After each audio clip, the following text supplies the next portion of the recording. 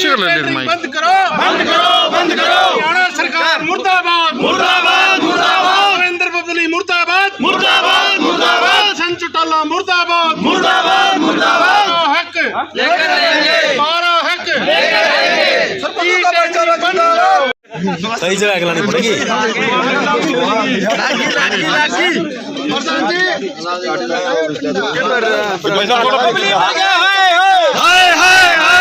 बबली मर गया नहीं चलेगी, नहीं चलेगी, नहीं चलेगी। सरकार मुर्दाबाद, मुर्दाबाद, मुर्दाबाद। जो सीधा कर इसका मुंह। मुर्दाबाद, मुर्दाबाद, मुर्दाबाद, मुर्दाबाद, मुर्दाबाद, मुर्दाबाद।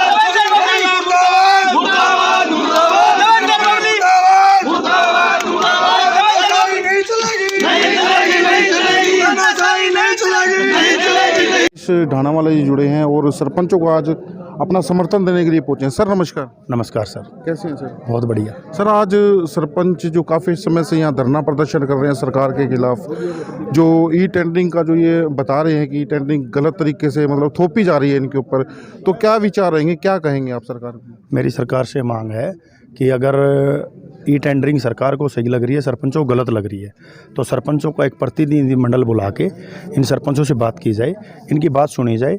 अगर सरकार अपनी बात इनको समझाने में सही है तो इनको एक बार समझाए। आज तक मेरे जो सुनने में आया है, सरकार ने सरपंचों से इस मैटर पे बात ही नहीं करी है। ये डिपार्टमेंट है पंचायत का, पंचायत के गांव में सरपंचों को जिम्मेवारी होती है, और सरकार को कोई भी फैसला लेना है तो एक बार सरपंचों को अपने विश्वास में लेके ही फैसला लेना चाहिए था। सर, पंचायत मंत्री है देवेंद्र बबली जी, कुछ ना कुछ अलग तरीके से कभी कुछ बोलते हैं, कभी कुछ बोलते हैं, तो उनको क्या कहना चाहिए, क्या बताना चाहिए? मैं उनको यही कहना चाहूँगा, वो भी जनता के द्वारा चुने हुए प्रतिनिधि हैं और सरपंच भी जनता के द्वारा चुने हुए प्रतिनिधि हैं। तो प्रतिनिधि जो भी है उसको ज़बान पे मतलब ऐसी बातें शोभा नहीं देती हैं।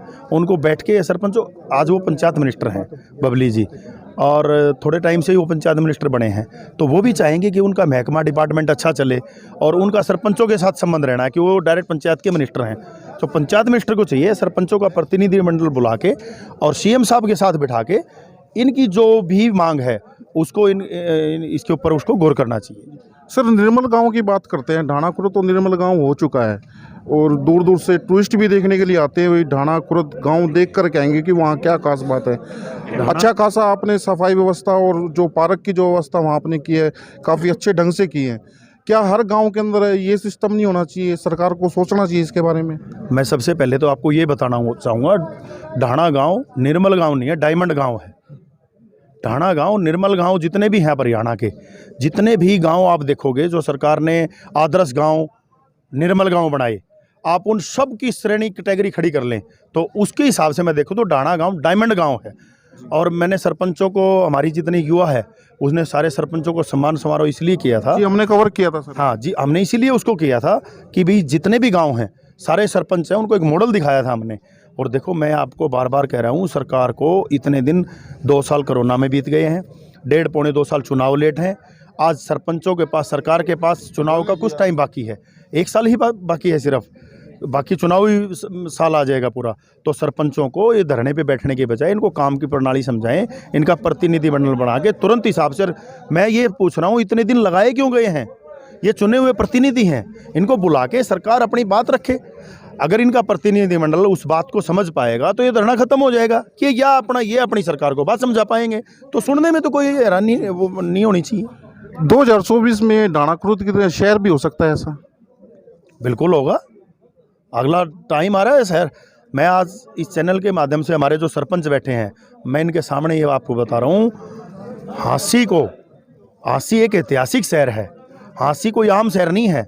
जैसे आज आगरा के अंदर ताजमहल है, दिल्ली के अंदर लाल किला है, ऐसे हांसी भी एक ऐतिहासिक शहर है और पुराने टाइमों में हांसी देश की राजधानी रही है।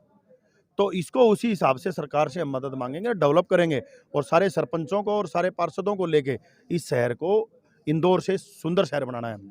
सर, पूरे भारत के अंदर सिर्फ ढाणा खुर्द गांव ही ऐसा था, हांसी हल्का ही एक ऐसा था जहाँ 250 पंचायतों को सम्मानित किया गया, सम्मान दिया गया वहाँ, और लगभग 250 से भी शायद ज़्यादा ही थे, हमने वहाँ कवर किया था जो। तो ऐसा 2024 के बाद भी कंटिन्यू रहेगा?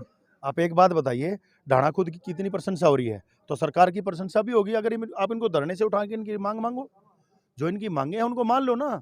या इनको इनकी अगर आपको लगता है कि हमने ये मांग थोपी नहीं है, तो आज तक किसी भी प्रतिनिधिमंडल को बुला के सरकार ने बात करी है क्या? अगर सरकार बात करके अपनी बात को समझाना चाह रही है, तो इनके चुनिंद जो भी सरपंच हैं, इनके प्रेसिडेंट हैं, उनको बुला के सरकार इनकी बात सुन ले।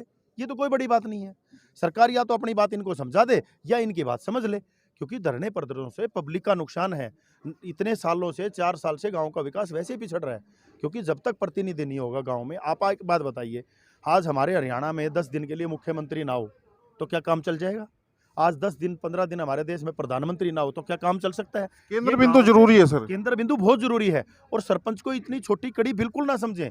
पंचायतों का अधिकार और ज्यादा बढ़ाने हैं, जब ही गांव का विकास होगा। सरपंच को आप क्या करते हैं, गांव में कोई विकास करना है, हमने पंचायत की जमीन पकड़ी है, आज मुख्यमंत्री जी को कोई भी विकास कार्य करना है, वो अपनी कैबिनेट की मीटिंग बुलाते हैं मुख्यमंत्री जी, और शाम को एजेंडा पास कर देते हैं कि कैबिनेट ने ये फैसला लिया, फलाने गांव के तालाब को ये बनाया जाएगा।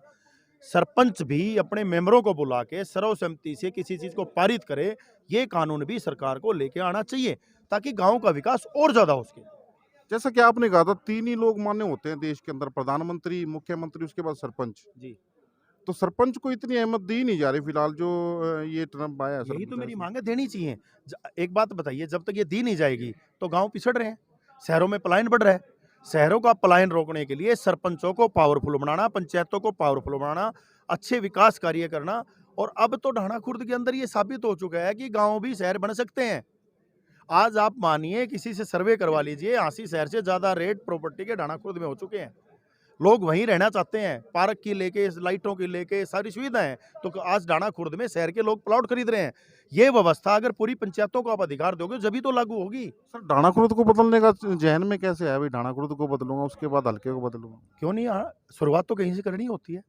हमने अपने गांव से शुरुआत की, अब सारे सरपंचों को बुलाया, सरपंचों का मान सम्मान किया, सरपंचों को बताया कि आप भी अपने अपने गांव में सरकार के साथ साथ सरकार भी काम करे। आप लोगों ने एक्स्ट्रा भी अपने गांव की युवा कमेटी को गठित करके सफाई का जो भी काम है उनको अच्छे तरीके से लागू करना है हमने। बहुत शुक्रिया सर नरेश जी, आप हमारे साथ जुड़े। तो नरेश यादव जी हमारे साथ जुड़े थे, ढाणा गांव की एक मिसाल बता सकते हैं नरेश यादव जी को कि ढाणा खुर्द जो गांव है एक मिसाल है पूरे देश के अंदर।